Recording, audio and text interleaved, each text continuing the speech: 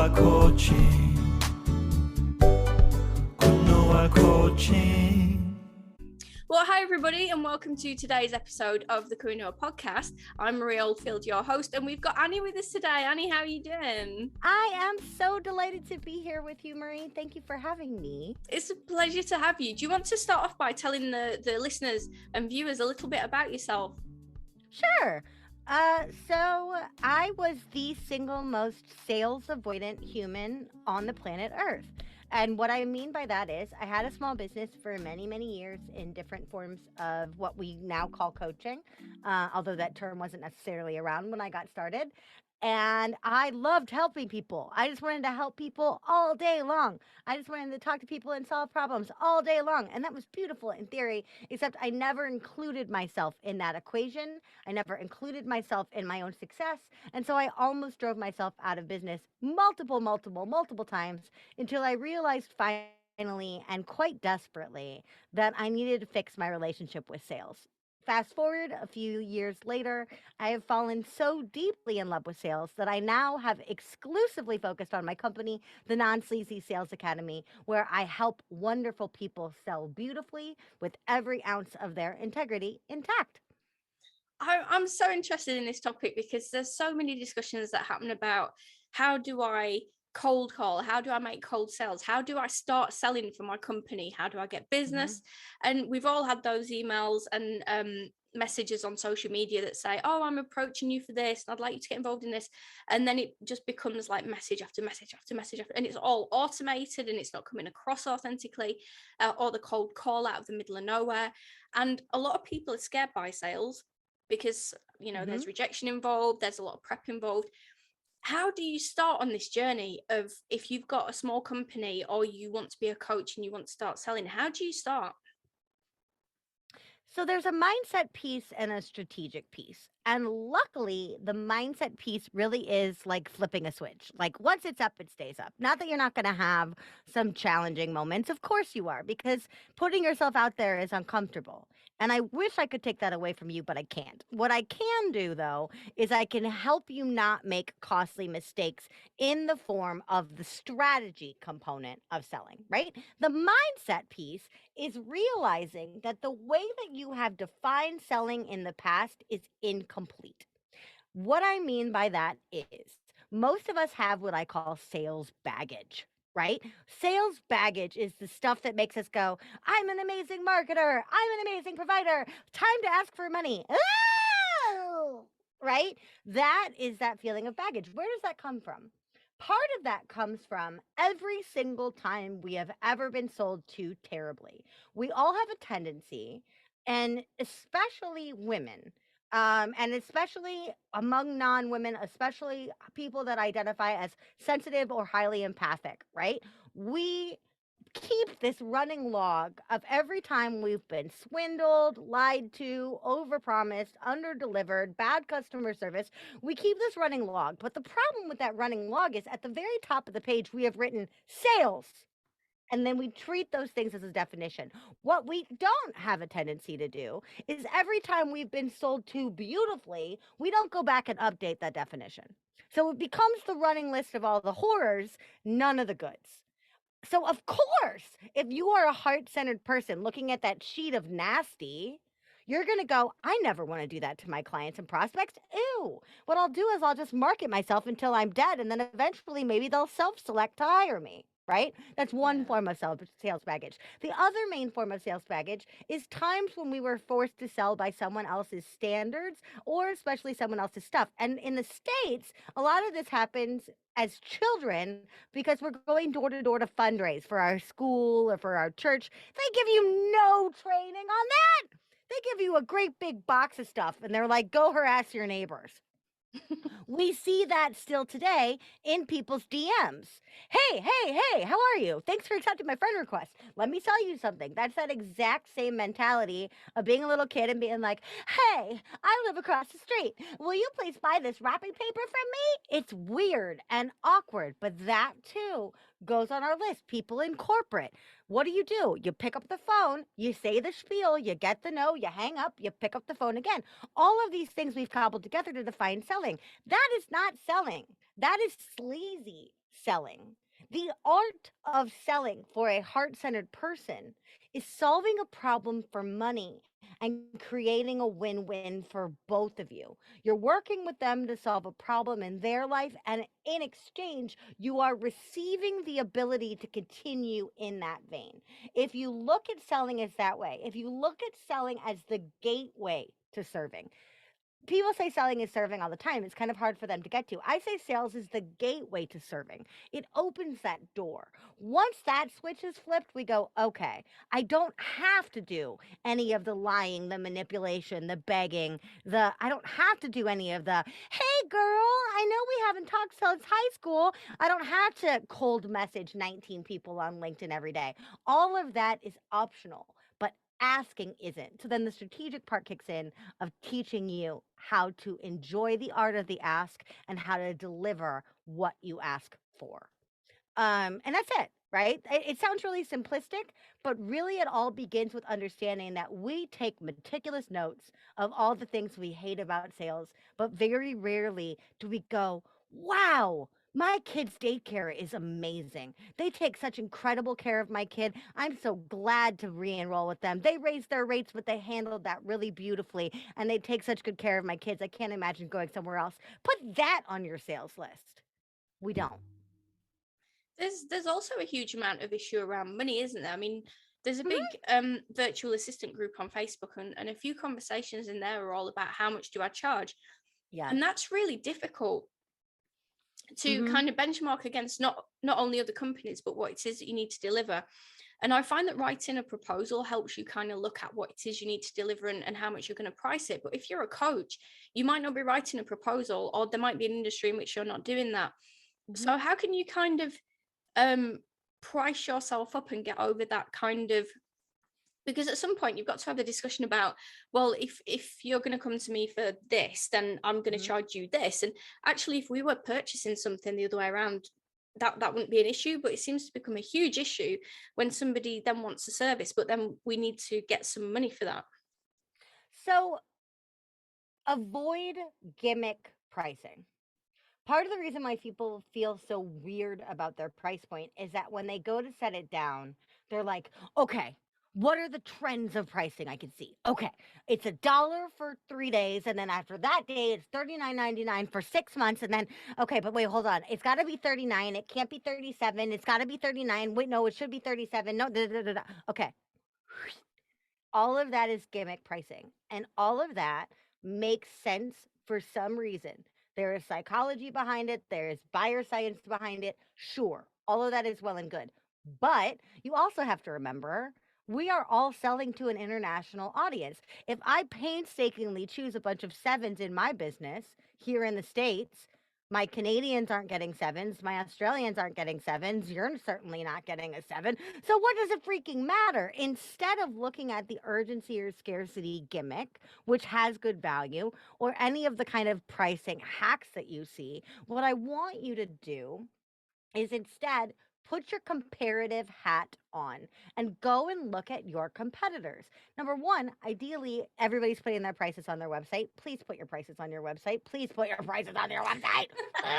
It's Right? so annoying when people don't do that. Oh, How do you purchase anything? how do you purchase anything? What happens is we just assume that it's too expensive and we move on, right? Yeah. But ideally, if you can go in a totally ethical, not shady way, don't go sign up for their mailing list under a pseudonym or anything like that. Like, if you want to be on their mailing list, use your freaking name or just email them and be like, hey, I'm in your lane, right? Whatever. But do your research on your competitors and then ask, what are they delivering and do I deliver something comparable? A lot of the time when we look at our competitors, if we don't allow our silly mental chatter that slows us down to go, well, their stuff is more expensive than mine because it's not mine, which is one of the other things we do. Well, they could charge that. Well, da, da, da, da. Be mindful of that. I want you to qualitatively look at what they're offering. They're offering 6 1-hour sessions. I'm also offering 6 1-hour sessions, right? They are offering Voxer and email support. I'm not. Okay, cool, right? Whatever it is. Then you can go, because of that, I can see the logic in their pricing. Then you pick up their logic and you put it on your business and you go, does that make sense? Because we're competing person to person. What we're saying is this industry standard correct for me? Now, sometimes it's not. Sometimes I look at my competitors and I'm like, all of them are crazy. I don't want to charge $20,000 to have vague proximity to me. Sometimes in my ethics and integrity, I'm going to look at that and I'm going to go, heck no, that is not for me. But that is my ethics, integrity, and style making that decision, not my mindset baggage. Similarly, there are people out there charging less than me that I can look at that and be like, how do they eat? Are they Yeah. independently wealthy? Are they trust fund babies? How does this work? Are they going out of business? Are they me 10 years ago where I'm destitute and constantly serving? Like, what's going on here? I can look at that number too and go, that's not for me. But in both instances, I'm basing it on what I'm putting out and what I'm asking to receive. If I can focus on that and make sure that that's in balance, then all the sevens and the nines and the blah, blah, blah, blah, blah will come, right? But the main thing about pricing that I need everyone to understand is that what you would pay to solve your own problem is not relevant math. It is not relevant math. Okay? No. Okay, I got to ask you, Marie, what is something that you love to pay for? It could be food, it could be a service provider, it could be somebody who does your hair, but what is somebody you love to pay or something you love to pay for? Cleaning. Someone to do the cleaning. I hate cleaning. Okay. Perfect scenario. Would whoever comes to clean your space that you so gratefully pay, do you think that person would turn around and pay the same amount for someone to come clean their house? Not at all. So if the person cleaning your house chose to only charge you what they would pay to have their house cleaned, you would expect them to charge you what, like $1? Yeah, and I'd that's expect not a really viable business. No, that because I think that's going to be a really bad product because it's $1. Right. I want It's you not, to charge me especially for a something. service, right? You want to charge you something, but I think about this a lot in terms of people that like service providers that work in a pit of other service providers. So hairstylists, for example, if I work in a salon with 5 other stylists and we're all independent, but we buy these chairs, I'm probably going to strike up a barter where I'm going to dye the girl next to me's hair and she's going to dye my hair, and we're both going to go on and we're going to honor each other's time and the exchange of that time, but we're going to exchange time instead of money. So I don't have to pay her to get my hair done because she's sitting next to me and neither of us have a client right now. By the same point, I wouldn't say, oh, don't pay her, she'll do it for free to random people off the street. She's doing it for free for me for energetic exchange. Similarly, my program is super reasonably priced at $100 a month. Would I pay $100 a month for sales training? No. Why? I don't need sales training at this moment. But would I and do I pay $100 a month to other advisors in other areas of my business? Abso-freaking-lutely. I don't want to do my own SEO. Ew. But do I think my SEO provider would pay for what I pay for SEO? Heck no. Why? They don't have the problem, which is why it all goes back to problem solving for money, right? So what you would pay to solve the problem that you solved is not relevant. It's not relevant. A cupcake baker who charges £5 for a cupcake is not going to charge themselves £5 if they bake at home. They're not, right? And so that's one of the main things I see all the time. People go, well, I could never pay that. Cool. You don't have the problem. We need to be looking at the people on the receiving end of the problem and how much they are able to invest where they are and apply towards solving that problem. And the other thing on pricing that I'll say, because I know I'm going long-winded on this, but the last thing on pricing is don't forget the other currencies. Money is the major currency, but time and energy are also currencies. So when you're looking at your pricing, make sure you're factoring that in too. My program is $100 a month, but it's also several hours a month. And I can't sell that to somebody who just wants to throw $100 at a problem if they're not also willing to come to class. Oh, that's true. When you're doing coaching and people either don't turn up or don't make any progress, and then it's like, well, I want my money back because I've not had the results. And it's like, well, hang on, what have you done for yourself? Nothing. You've got to be committed to this stuff. Exactly. But if I'm not, as service provider, if I'm not saying up front, I'm asking you for $100 a month, approximately 3 hours a month, and I'm asking you to do the hard work of trusting yourself and putting yourself out there, that's all kinds of different stuff. Because if I just say, hey, give me $100 in 3 hours, then people can be like, oh, this is going to be a cakewalk. And then the very first second they get on the call, I'm like, give me your pitch. And they're like, I don't want to do this. Okay, well, then why are you here? I don't want to do it. I do that with tuition when I do maths tuition, and it's like, because some of the kids want to come to the lesson and then just do the work and then leave, and it's like, no, there's homework, and then there's a Yes. revision, and then you need to know what you're doing next week before we come to it, because I'm not teaching you it in an hour. And it's like, oh, hang on, there's a lot of work. And it's like, yeah, do you want to pass Yes. an exam or not? Do you want to Yes. improve or not? Yes. Is there a goal here or not? Because something like running a business or building a business or fixing your life or healing your heart or whatever it is that we do, it's not a once and done. No. It's a process that builds on itself. So yes, monetary pricing is extremely important, but avoid the gimmicks and look at what's out there and what's available. You don't have to ape what your competitors are doing if it doesn't feel right, but make sure when you're making those decisions, you're making it for the client and not out of your own wallet, because none of that is going to be helpful for them. And it's just going to confuse the client when you go, well, based on my research, and then you say something that's totally not based on any research, that's just based on your own life. Do you think that for people that are kind of, people get quite emotional about kind of pricing and sales, do you think it's helpful to, maybe reduce it to some sort of a non-emotional process so that you can kind of work through it methodically, to try and figure out what your price is and figure out how to sell, so that you're not, bringing all of this emotional baggage back up each time you try and do it? You're listening to the Kuinua podcast. If you want to ask a question to our experts, just go to kuinuacoaching.com and you will find a link to the podcast where you can leave us a voice message or send us an email, and we will ask your question direct to the expert. That's kuinuacoaching.com. Kuinua Coaching is set up to offer mentoring, coaching and courses in leadership, negotiation and soft skills. If you're interested in finding out more about what Kuinua Coaching has to offer you, you can get in touch via Facebook, Instagram. You can type Kuinua into Google. You can email us on kuinuacoaching@gmail.com or go to our website at kuinuacoaching.com. That's kuinuacoaching.com. Absolutely. Absolutely. And in a couple of different ways. Like when you're on an actual sales call, try to get to the point where you can just say, and the price for what we've talked about today is X. One of the really stupid hacks that I have done is, like I've said, like $100 a month. We'll just use that, right?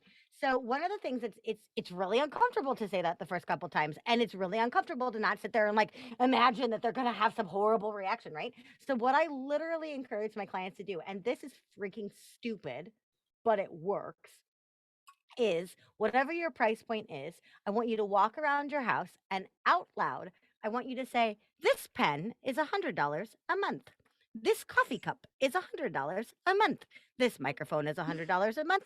This bracelet is $100 a month. This mouse is $100 a month. No emotion at all other than just confidence, right? That way, the first time you say it, it's not about your product and it's not in front of a client. You're getting it into your mouth. I'm telling you, that sounds outrageously stupid, and your friends and family will look at you funny, but it freaking works, because when I say this hair tie is $100 a month, this bill from the IRS is $100 a month, I'm not applying emotion to it. I'm just saying it, right? I'm just saying it. But what happens when we are in a selling situation, if we have that weirdness about our pricing and we haven't just walked around and been like, this blank is $100 a month, what we do, or what we have the tendency to do if we're uncomfortable, is we'll go, Marie, it's $100 a month. Now listen, okay, you're paying in pounds, so it's even less for you because the exchange rate and everything else. But like, if that's too expensive, we could break it into payments. And like, I know, but like, I don't even know, like, what is it? Like, I know it's like 1.8, so like, I think it's like $80 for you, or 80 pounds for you, or like, what do we say? Do we say pounds? Do we say quid? Wait, you're in Scotland right now? Oh, that's right. You're not even in England. You're in Scotland. Okay. So with that, like, why am I doing any of that? That is not negotiation. That is word vomit. right? And it and it robs me of power in that moment. So what I love to tell yeah. people is say the price as the price, and then no joke, bite your tongue, bite your cheek, turn yourself on mute. If you're on the phone, hit the mute button, do whatever you got to do. Because the one thing in broy sales that I agree with is after the price is said, he who speaks first loses. That's true. If I sit there and I say my price and then I babble into oblivion, I've also talked over your opportunity to think, Yeah. right? So say the price as a number, and then the true magic is called shut up. Shh. There is kind of when that happens, there is kind of an indication of like not a lot of confidence in the product. And it's kind of weird because Yes. when the same people are selling a product for someone else, they're quite happy to say, oh, that's £10,000 for that. And if you want to pay it, pay it. Or if you don't, it's not my business. But yet when it's Yeah. their business, it's like, oh, but I'll discount it and I'll do this and let's do an introductory offer. And the pricing gimmicks that are out there are, you could go on forever just trying to price things. It's nuts. Well, I mean, especially if I go to a really beautiful restaurant and I ask for the specials and the waiter tells me the specials, at the end of it, and they'll say, and the price for that steak is 42 pounds. Okay, 42 pounds is a lot more than I normally spend on a meal. However, the waiter that tells me it's 42 pounds does not go, and I know that that seems a little expensive and a little high, and I know that you have a lot of places that you could dine, so thank you so much for coming to our steakhouse. But what? No! They just go, it's 42 pounds, right? Because immediately, if someone starts apologizing for the price in a restaurant, I'm going to be like, I'm about to get food poisoning. I'll have a side salad and a water, and please boil the water first. Yeah. Why do we do that when we go, well, I know that that may seem like a lot because my coaching package is actually pretty reasonably priced. If you did that in a restaurant, they would run. Or similarly, even if the babble is positive, it still robs you of confidence. If I went to that same restaurant and they said, okay, here are the specials today, ma'am. And I said, great, great, great, great. And they said, are you ready to order? And I said, no. If instead of them walking away to give me time to peruse the menu and think about what I have a taste for, if they stood over the table and went, did I tell you about the salmon? Did I tell you about the steak? Did I tell you about the sides? Our broccoli is especially good, but maybe you don't like broccoli. Do you like broccoli? If you don't like broccoli, do you like asparagus? Maybe you don't like asparagus. Do you like eggplant? We don't call it eggplant here. What do you like? We call it aubergine. Do you like aubergine? What's this? What's that? You would be like, please shut up and go away. Yeah. Please, I'm just trying to have a meal and you're making me insane. That is the exact same thing that a lot of us do on sales calls when our person is trying to think. Let them think. Don't rob yourself of power on the babbling. I know it's really uncomfortable to just sit there and quiet, but if you listen to that call again after, you'll notice that it's a lot more uncomfortable to listen to yourself babble. So Oh just yeah. hush your butt and smile, right? Bite the inside of your cheek, hum a song in your head, say a poem that you have recited, give them some space, count your Mississippis, do what you got to do, but just sit there and wait. And then, because that's also where the objection's going to come up, then you've given yourself power before you handle that objection. Then you give yourself openness and you give them space to formulate that objection. So they're not just like, I'm not quite sure. I need to think on it. They'll be able to be like, that seems a bit higher than I thought. Annie, could you tell me more about what I get for this? They object with more clarity. We respond with more power. That is the simple gift of shutting up. Well, Annie, we're coming to the end of the episode, and we Simple gift of shutting up. we could talk all day on this because sales is one of the more fascinating kind of human interaction things. Yeah. Would you like to tell people where they can find you on the internet? I would. Thank you. Listen, everybody, if you are in a learning, consuming space, or if you just want to dip the toe into the sales thing, what I want you to do is I want you to feel free to go over to my website, which is Annie P Ruggles, rhymes with snuggles, smelled like snuggles.com. And go over there. You'll find my podcast, webinars, quizzes, all sorts of stuff. But if you are in active sales avoidance, do not go to my website. Do not. If you are in active sales avoidance, I want you to reach out to me on a platform with messaging. The best two for me are Instagram, where I'm at Anniepreneur, and LinkedIn, where you just search for my name. Those things have messaging. If you have a call coming up, a situation coming up, you're getting ghosted by a client and you don't know what to do, reach out to me and let me help you in those DMs. I will show you how much easier your next transaction can be, gladly and for free, and then we'll go from there. We will note all of this below so that you can, I'm disappearing into the background, all of this below so that you can click straight through as well. Thank you so much, Annie, for being on the podcast today. It's been an absolute pleasure. Thank you for allowing me to rant all over your platform, Marie. It has been a delight for me too. You've been watching on YouTube or listening on an audio platform to the Kuinua podcast. If you like what you're hearing, then don't forget to subscribe so you don't miss any amazing content, and don't forget to leave us a review. Kuinua coaching.